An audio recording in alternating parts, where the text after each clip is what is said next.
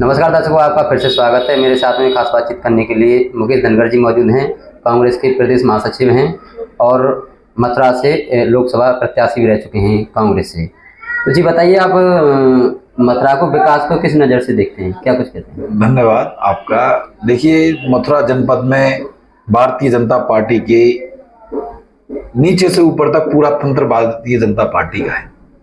Bharatiya Janata party के मुख्यमंत्री आए दिन मथुरा में किसी ना किसी एक इशू बना गया, कोई उनकी बात को लेकर आते रहते हैं और विकास की बड़ी बड़ी बातें करते हैं। उन्होंने कुछ समय पहले बड़े बड़े अखबारों में छपा कि उत्तर प्रदेश के अंदर 3 महीने के अंदर गड्ढा मुक्त सड़कें हो जाएंगी।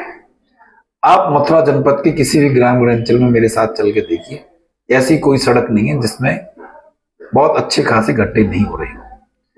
और ज्यादा दूर मत जाइए, आपके यहीं मथुरा नगर निगम क्षेत्र है, यहाँ लोवन पड़ता है और तमाम शहर की सड़कें जिनमें तमाम बड़े गहरे गहरे गड्ढे हो रहे हैं, तमाम रिक्शे पलटे जाती हैं, स्कूटर वाले गिर जाते हैं, मोटरसाइकिल वाले गिर जाते हैं। लेकिन भारतीय जनता पार्टी के यहाँ के जो नेतागण हैं, उनकी आंखों पर बहुत गहरा चश्मा लग गया है। वो चश्मा में उनको दिखाई नजर नहीं आ रहा है। मेरी भी जनता से ये अपील है कि आने वाले समय में उनसे अपील और अनुरोध करता हूं कि ऐसे लोगों को समय पर उन्हीं की जिस तरीके से आपसे वो ऐसा छल करने का काम करते हैं, तो उनके साथ भी आप सोच समझ के उनको जवाब देने का काम करें। दूसरा, आपने देखा कोई भी जनप्रतिनिधि जब भी अपना नामांकन करने के लिए जाते हैं तो सब फिर वो यमुना पूजन करने के लिए जाते हैं। आपने देखा यमुना पूजन पर वो दूध चढ़ाते हैं, एक प्रक्रिया है पूजा पाठ की, वो अच्छे से पूजा पाठ करते हैं, मानते हैं। हम उसके लिए उनका दिल से धन्यवाद करते हैं। लेकिन मेरा उन जनप्रतिनिधियों से भी ये कहना है कि केवल आप दिखाने से काम नहीं चलेगा। आप पूजा करना अच्छी बात है, लेकिन पूजा के साथ साथ मैं पूछना चाहता हूं, जो भी जनप्रतिनिधि माँ यमुना की पूजा करने गए हैं, क्या आज तक उन्होंने पूजा के साथ साथ उनका आचमन क्यों नहीं किया? ये एक बहुत बड़ा एक विषय का एक प्रश्न चिन्ह बनता है। यदि वो पूजा करते हैं, आस्था रखते हैं, तो हमारा एक नैतिक कर्तव्य, जैसे हम गंगा जी नहाने जाते हैं तो हम गंगा जल लेके आते हैं, तो गंगा जल लेते भी हैं, पीते भी हैं। तो मेरा अनुरोध ये है, जो भी जनप्रतिनिधि अपना नामांकन करने के लिए जाए तो यमुना का कम से कम ज्यादा नहीं तो 1 लोटा जल पीकर जाए, तब उनकी अच्छी पता पड़ेगी कि यमुना के प्रति कितनी उनके प्रति आस्था है। तीसरा सवाल, आप देख रहे हैं पूरे जनपद के अंदर अभी हाल ही में आपने देखा, चाहे रजवा का मामला हो, चाहे किसी नहर का मामला हो, किसानों को ना बिजली में, किसानों को खाद नहीं मिला, तो हमने तमाम पत्राचार किए, जिला प्रशासन को पत्र लिखा, शासन को लिखा। और जब ये सारी प्रक्रिया करने के बाद जब बात ना बनी, तो एक लोकतंत्र में होता है कि अपना धरना प्रदर्शन आंदोलन के माध्यम से अपनी बात को कह सकते हैं। तो मेरे साथ में तमाम मथुरा जनपद के करीब सैकड़ों किसान जिला मुख्यालय पर धरने पर बैठे और हमने तय किया कि जब तक किसानों को खाद नहीं मिलेगा तो हमारी भूख हड़ताल जारी रहेगी। तो उन्होंने हम भूख हड़ताल की, हम एक दिन बैठे, अफसर आए, उन्होंने कहा आश्वासन देते हैं। मैंने कहा आश्वासन से काम नहीं चलेगा, आपने पूर्व में तमाम आश्वासन दे चुके हैं, तमाम ज्ञापन धरना प्रदर्शन हो चुके हैं, ये आश्वासन से काम नहीं चलता। आप क्या क्या खिलवाड़ करना चाहते हैं? एक तरफ यहाँ खाने के लिए अन्न नहीं है, कोई पैदा नहीं होगा तो हम क्या करेंगे? समय पर खाद कब आएगा, खाद कब खेती होगी? तो दूसरे दिन आए, उन्होंने हमें लिखित में जवाब दिया और कहा कि हम 1 हफ्ते के अंदर खाद मंगा देंगे। तो हमने लिखित में, अभी मेरे पास ऑर्डर भी है उनका, दे गया। उन्होंने लिखित में हमें एक पत्र भी दिया और 8 दिन के अंदर ये पत्र भी मुझे उन्होंने लिखित में दिया। ये वाला मैं आपको दिखा रहा हूँ, जो ये पत्र लिखित में पत्र दिया कि 8 दिन के अंदर हम आपको खाद उपलब्ध नहीं होती है तो हम 8 दिन के अंदर खाद उपलब्ध करा देंगे। हमने कहा यदि 8 दिन के अंदर खाद उपलब्ध नहीं होता है तो हमारा ये धरना समाप्त नहीं है, स्थगित है हमारा। और हम आगे का यदि खाद नहीं आई तो चाहे कुछ भी किसी भी स्तर तक जाना पड़े हमें, हम भगत सिंह के अनुयायी हैं, हम किसी चीज से डरने और झुकने वाले नहीं हैं। हमें चाहे हंसते हंसते हम फांसी पर, फंदे पर भी झूलना चाहते हैं, लेकिन हम जिस मुद्दे के साथ हमने जो जन समस्या है, जब तक उसका समाधान नहीं होगा हम डट कर उसका सामना करेंगे, चाहे हमें किसी भी स्तर तक जाना पड़े। खाद आई, किसानों को खाद मिली।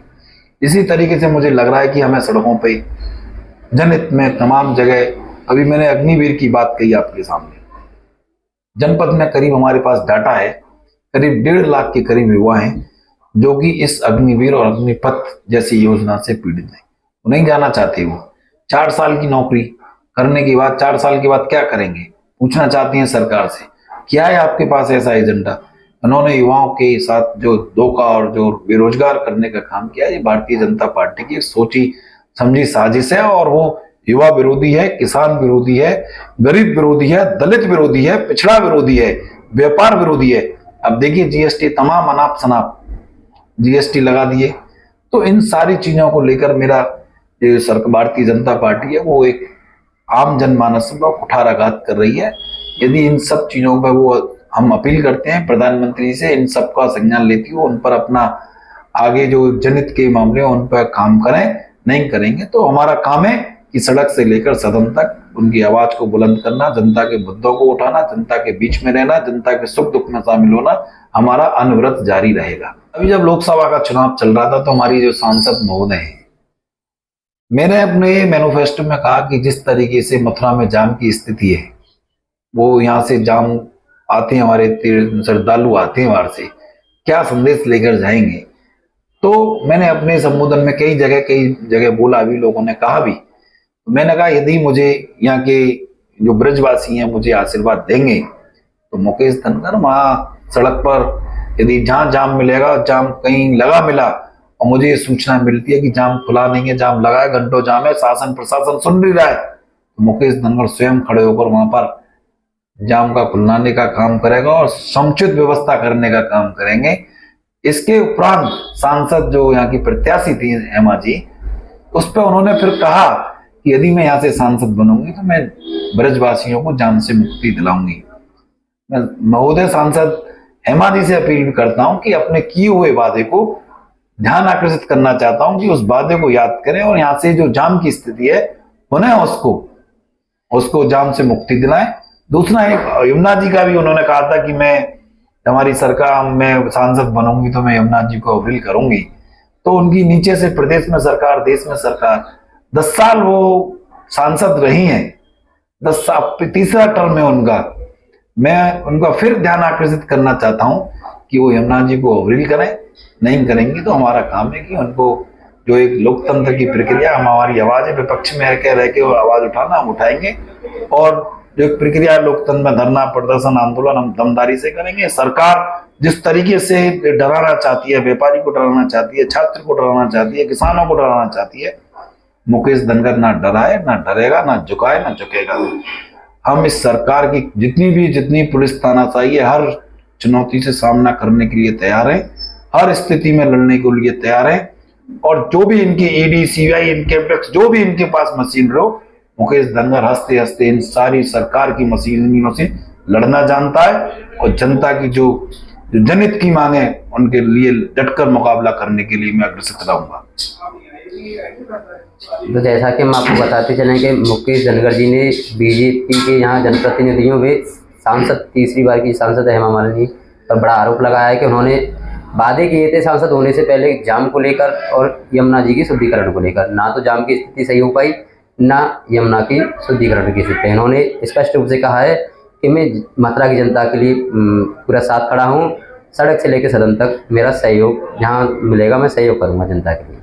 यूपी 24 के लिए रवि बघेल, मथुरा।